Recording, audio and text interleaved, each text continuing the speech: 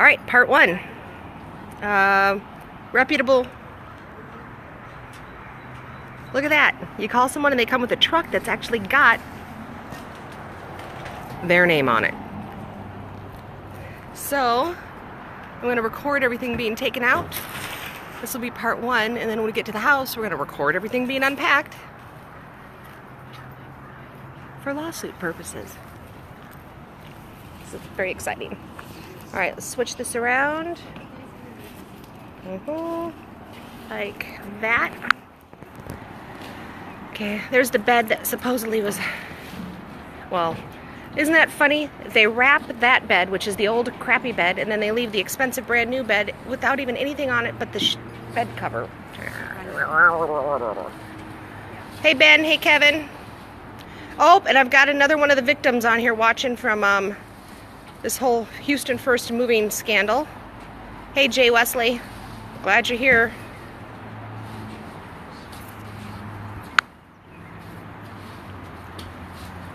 It's funny, Ben saying hi to Kevin. So in case you don't know the story, we called a moving company in Florida to move our stuff, and you can see how much is in there. And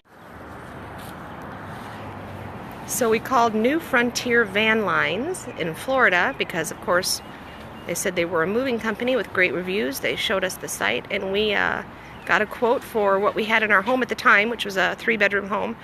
$1,800, ridiculously inexpensive, but still, we thought, well, it's a low quote, we'll go with them, we expect it to be much more. The moving company shows up late, and the moving company shows up with a truck that says budget truck, and they have a contract that says, I don't know what it was, Houston First Moving Company on it. So what do? We call the First Moving Company and says, what is this? We've already signed our contract, we've paid our deposit. And they said, oh, well, we're a broker. We brokered out to this moving company. And he goes, well, you know, why didn't you tell me you were a broker? So at that point, we were looking at 2 moving companies. Sorry, 1 broker, 1 moving company, and they tagged on an extra, I think, $1,500 at that point to everything else. And then they were supposed to have 1 month free storage, along with the platinum package of everything being packed and crated, and all of the packing supplies were going to be included. And as you can see, they didn't pack or crate anything, but they gave us a couple of wardrobe boxes, which we paid dearly for. And so the stuff was supposed to go into storage in Washington, as it said on the contract, until we could find an address in Knoxville. And guess what? 2 weeks later, we're in... Okay, there we go. Hey, Jose. Long time no see. So, where was I? So, what Houston First Movers did, which is a classic maneuver, is they said, we've got your truck full of stuff here in Tennessee. Where do you want us to take it? Well, we were visiting family in Kentucky, and we didn't even have a home at that point. And we said, we're not there. That wasn't the contract was. What are you doing? And that chalked up another $750 because they were going to charge us for a redelivery fee. Classic. Oh yeah, and they also charged us for needing a bigger truck, which I've got a picture of the truck with our stuff in it. It was ridiculous. There's no bigger truck was needed. So through all of this, we just recently found out, now we're looking at 6 weeks later, we actually had to be very crafty and tricky in finding out where our stuff was located. It's been sitting in this storage unit in Tennessee for almost a month, just 5 days short of a month.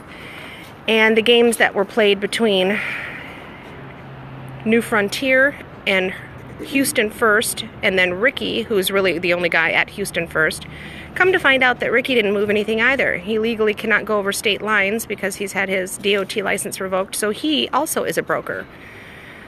So he brokered out Cal Ones out of California to move our stuff.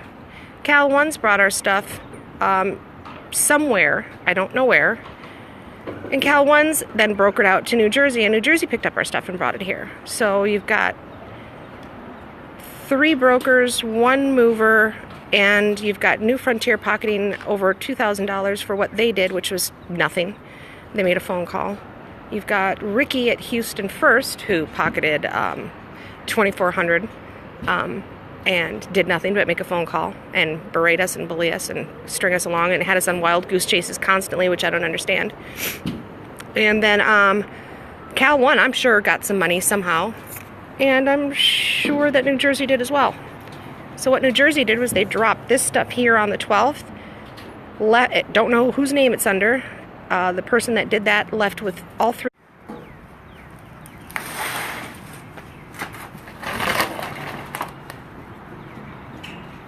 Okay. So we figured out where the spot was, and we got access to it, and we got the key to it in the nick of time, not by anybody helping us out, but about us doing a lot of investigative work. And thank you to Hillary for helping out. My friend from high school, who's a private investigator, was a huge help. So we've got a lot of different crimes going on here. We have holding our things hostage in a storage space.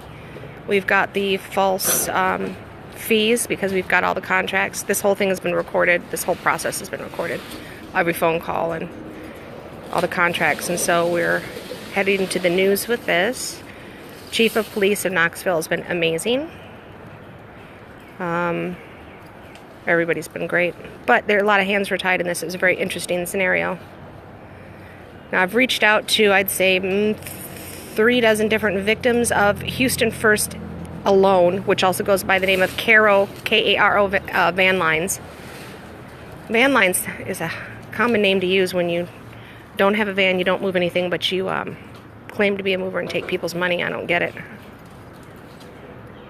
But a lot of the people that are victimized right now, which every day there's more and more going on the website doing reviews, they still either don't have any of their stuff or they don't have a majority of their stuff, and they've sort of given up on waiting around.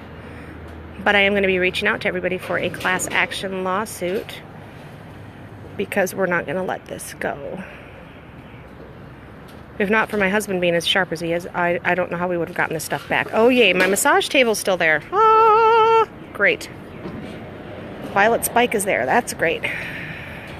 But anyway, we sold everything in our home except for our kitchen, like dishes, pots and pans, the few things that were in our garage, and just one bed. So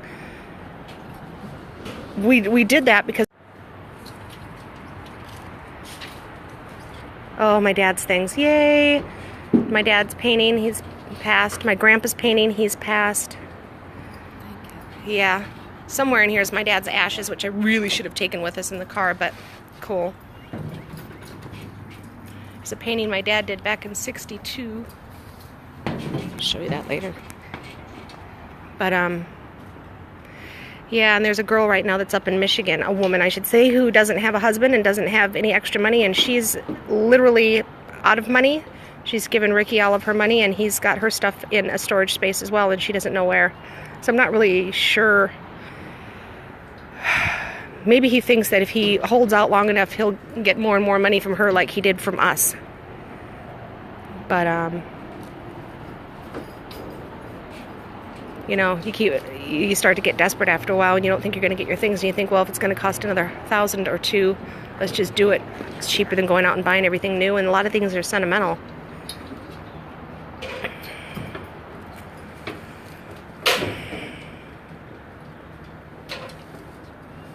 We've been hung up on.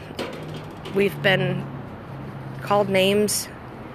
We've had Casey at New Frontier out of West Palm Beach tell us that we're the bullies, and that Ricky at Houston First is the victim, if you can believe that, which makes you wonder whether or not these brokers and movers are all in the same,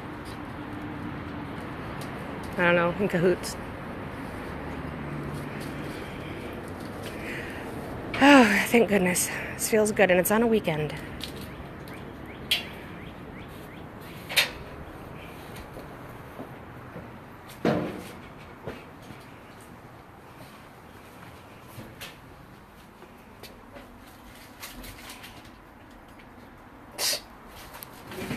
Packed a bunch of big boxes on top of a tiny little stained glass table. That's smart.